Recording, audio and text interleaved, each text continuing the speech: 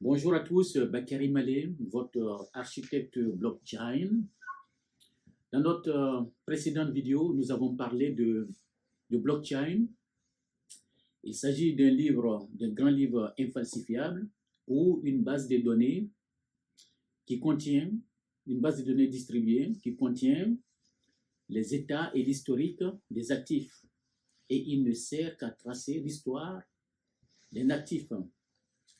Aujourd'hui, nous allons parler des trois principales blockchains qui sont Bitcoin, Ethereum et Hyperledger Fabric.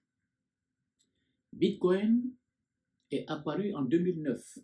Il s'agit de la blockchain 1.0 qui a un seul registre partagé, c'est-à-dire que l'ensemble des participants du réseau de Bitcoin ont une copie de la base de données et ont accès à cette base de données.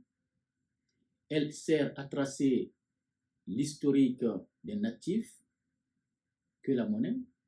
Elle est anonyme et full transparence. Ce qui veut dire que l'ensemble des participants des réseaux ont accès au contenu des données. Il sert à faire le paiement et sa raison d'être, c'est la crypto-monnaie. À partir de 2015, d'abord en juillet 2015, est arrivé Ethereum, qui est la blockchain 2.0. Sa particularité, elle a un seul registre partagé également. Elle sert à tracer l'Ether qui est la monnaie de l'Ethereum, mais également, elle peut être utilisée pour tracer n'importe quel autre actif. Et sa raison d'être, c'est de faire des applications grand public.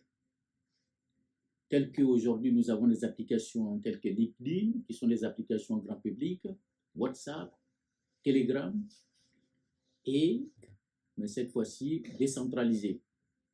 En décembre 2015, nous assistons à l'avènement de Hyperledger Fabric, qui a été au départ initié par IBM. Elle a plusieurs registres partagés. Elle n'a pas de jetons natifs, c'est-à-dire elle ne sert pas de façon native à faire de la monnaie.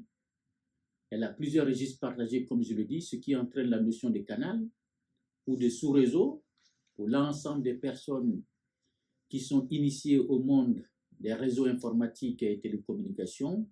Les données, les sous-réseaux servent à segmenter les réseaux.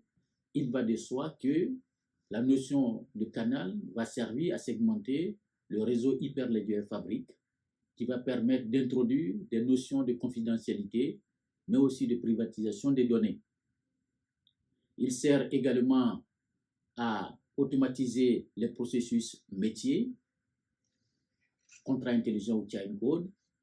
Il sert à gérer l'identité et le contrôle d'accès et peut être interfacé avec des directories tels que Active Directory ou LDAP. Et sa raison d'être sert des applications cross-platform.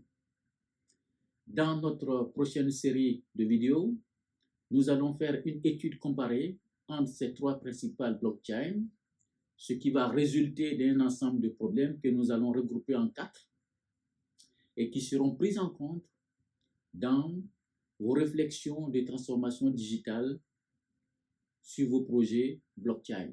Je vous remercie, à très bientôt, au revoir.